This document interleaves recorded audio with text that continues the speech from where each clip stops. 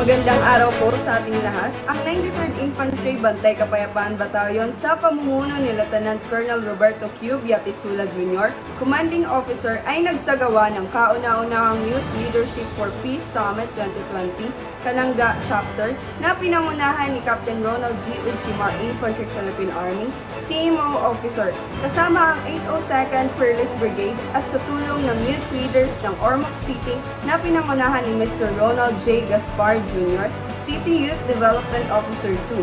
Isinagawa ito sa loob lang mismo ng 802nd Brigade Camp Dons, Ormoc City noong ika-15 hanggang ika-17 ng Disyembre taong 2020 at 34 na mga kabataan ang lumahok mula sa Barangay Libertad ng Kananga, Leyte.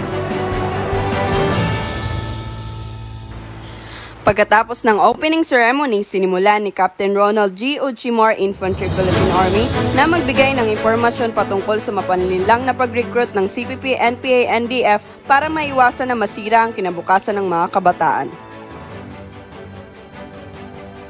Ang mga Ormoc YLPS facilitators ay nagtalakay din patungkol sa mental awareness at basic leadership training para sa mga kabataan.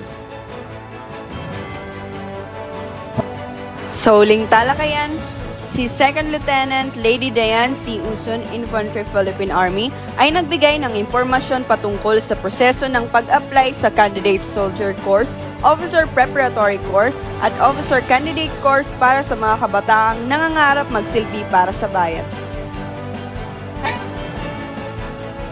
Sa pangalawang araw na ito, nagkaroon naman sila ng team building activity para sa mas lalong mapatibay ang pagkakaisa ng mga kabataang Pilipino.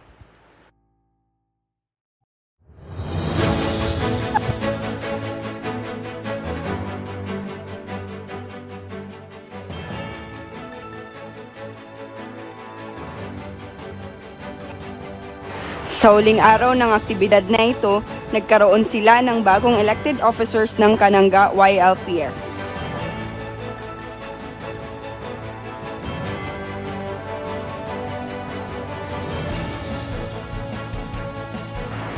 Ito naman ang nag-aalab na damdamin ng mga kabataan sa Kananga, Leyte.